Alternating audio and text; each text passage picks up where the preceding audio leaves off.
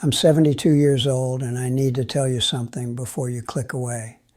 I know you've heard plenty of people my age ramble on about the good old days or lecture you about how you're living your life wrong.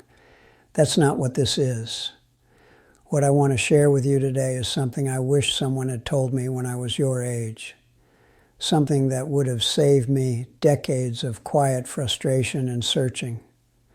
I spent most of my life chasing a feeling I couldn't name, and it wasn't until 3 years ago that a single question changed everything for me. Not a book, not a sermon, not some expensive retreat in the mountains. Just one question, asked by my 11-year-old granddaughter while we sat on my back porch watching the sun go down. Stay with me, because this matters. For most of my adult life, I would have told you I was happy. If you had asked me at 30, at 40, at 50, I would have nodded and said, yes, sure, I'm doing fine. I had a good marriage to my wife, Ellen, 46 years now. We had 2 children who grew into decent, kind people with families of their own. I had a career in insurance that wasn't glamorous, but it paid the bills and let us take a vacation every summer to the coast or up to the mountains. I had a house with a yard and a garden Ellen loved to tend, and neighbors who waved when they drove past in the mornings. By every measure that society uses to define a successful life, I had checked all the boxes, every single one. But there was always this low hum underneath everything, this quiet sense that I was waiting for something. I couldn't tell you what it was. I just knew that whenever I sat still for too long, whenever the house got quiet, I felt it, this restlessness. This nagging feeling that the real thing, whatever the real thing was supposed to be, hadn't started yet. I remember being 35 years old, working long hours, telling myself that happiness would come when I got the promotion to regional manager. I got the promotion. I remember being 42, sitting at the kitchen table with Ellen, going over our finances, thinking that happiness would come when we finally paid off the house. We paid off the house. I remember being 50, watching my daughter walk across the stage at her college graduation, thinking that happiness would come when the kids were settled and successful. They settled, they succeeded, they have good jobs and loving spouses and children of their own now. And each time I reached one of those milestones, there would be a brief moment of satisfaction. Maybe a week, maybe 2 if I was lucky. And then the hum would return. The waiting would start again. The sense that something was still missing, something I couldn't name or find no matter how hard I looked.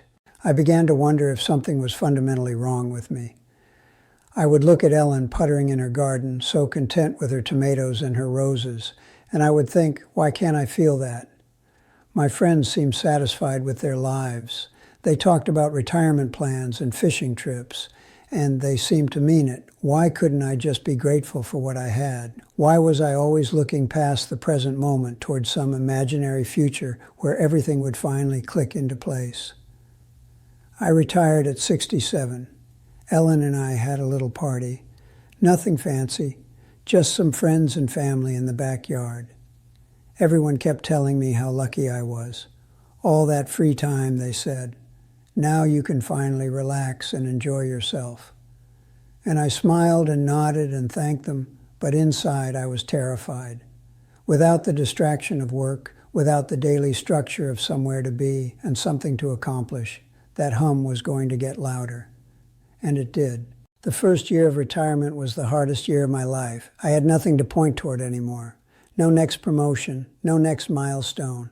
Just days stretching out in front of me, one after another, and that feeling of waiting with nothing to wait for. I started projects I didn't finish, built half a bookshelf that's still sitting in the garage. I joined clubs I stopped attending after a month or 2. I read books about finding purpose in your golden years, and they all said the same things. Volunteer, pick up a hobby, stay active. I did all of it. None of it touched that hum. I started to accept that maybe this was just what life was. Maybe happiness was something other people felt. Maybe I was just built differently. Then came that evening on the porch with my granddaughter, Sophie. She was 11 years old, staying with us for a week while her parents took a trip. Sophie is a quiet kid, thoughtful in a way that sometimes startles me. She doesn't fill silence with chatter the way most children do. She sits with things. She watches. We were out on the back porch. Ellen was inside making dinner, and we were watching the sky turn orange and pink as the sun went down. Neither of us had said anything for maybe 10 minutes, just sitting there together, rocking in the old chairs, listening to the crickets. And then Sophie turned to me and asked a question. She said, "Grandpa, are you happy right now? Not are you happy with your life? Not are you a happy person? Are you happy right now, in this moment, watching this sunset with me?" I opened my mouth to give her the automatic answer, "Of course I am, sweetheart." But something stopped me. Maybe it was how directly she was looking at me, those serious brown eyes waiting for the truth. Maybe it was that the evening was so beautiful that a lie would have felt like a betrayal. I closed my mouth. I actually thought about it, and here's what I realized. Right there, in that exact moment, watching those colors spread across the sky with my granddaughter beside me and the smell of Ellen's cooking drifting through the screen door, I was happy. Not waiting for anything, not measuring anything, just there, just present, just completely, quietly, okay. I told her yes. "Yes, Sophie, I'm happy right now." And she nodded like that was exactly the answer she expected, and we went back to watching the sky. That night I couldn't sleep. I lay in bed next to Ellen, listening to her breathe, and I kept turning Sophie's question over in my mind like a stone I'd found on the beach. "Are you happy right now?" Such a simple question, such an obvious question when you think about it. And yet in 72 years of living, I had never once thought to ask it to myself. I had always asked the big question, am I happy?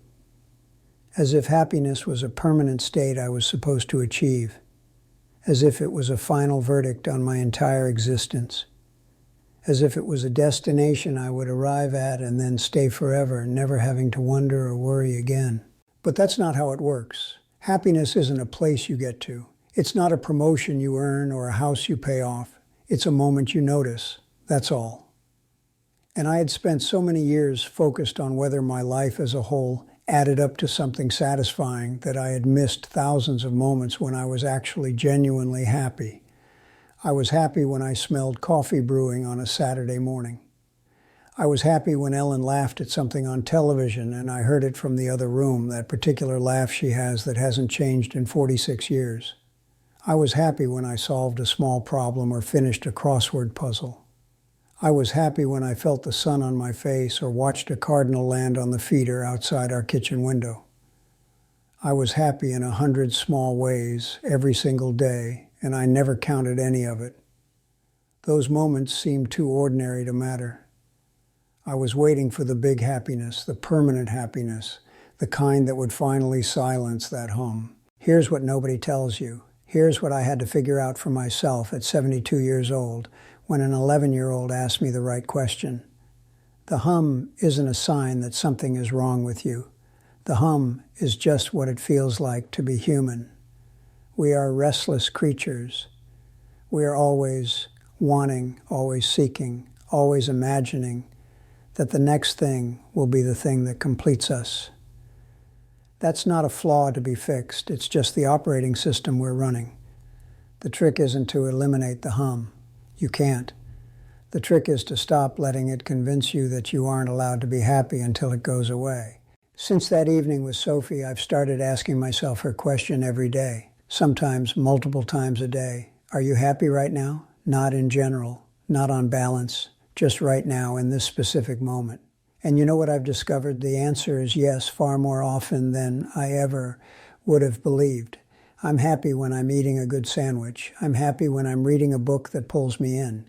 I'm happy when I hear birds outside my window in the morning. I'm happy when my son calls and tells me about his work. Small moments, ordinary moments, the kind I used to dismiss as filler between the important parts of life. But those moments are life. They're not the filler. They're the whole thing. I'm not telling you this because I think I've figured everything out. I'm 72 years old, and if there's one thing I've learned, it's that certainty is an illusion. But asking myself this one question has changed more about how I experience my days than any book ever did. It pulls me out of the abstraction and drops me into the concrete reality of right now. And right now is usually pretty okay. Sometimes it's even wonderful. If you're watching this and you feel that hum I've been describing, that restless sense that you're waiting for your real life to begin, I want you to try something. Just for today. Ask yourself the question. Not whether you're happy with your job or your relationship or your choices, just whether you're happy right now, in this moment. And if you're not, that's okay. The moment will pass and another one will come. But if you are happy, even a little bit, let yourself notice it. Let yourself count it as real. My granddaughter taught me that the big thing doesn't exist. There's no final destination. There's just a long string of small moments, one after another, strung together like beads on a thread. And when you start paying attention to them, you realize that happiness was there all along. You just weren't looking at it. I'm 72 years old, and I'm happier than I've ever been. Not because my circumstances changed, not because I achieved something new or solved some great puzzle, but because I finally learned where to look. I finally learned to ask the right question at the right time. I finally learned that the life I was waiting for was already happening, had been happening all along. In every small moment I was too distracted to notice. I hope you don't wait as long as I did. Thank you for staying with me. If this meant something to you, I hope you'll come back. There are more stories I want to share. But for now, just remember the question. Are you happy right now? Ask it often. Ask it honestly. And let yourself be surprised by the answer.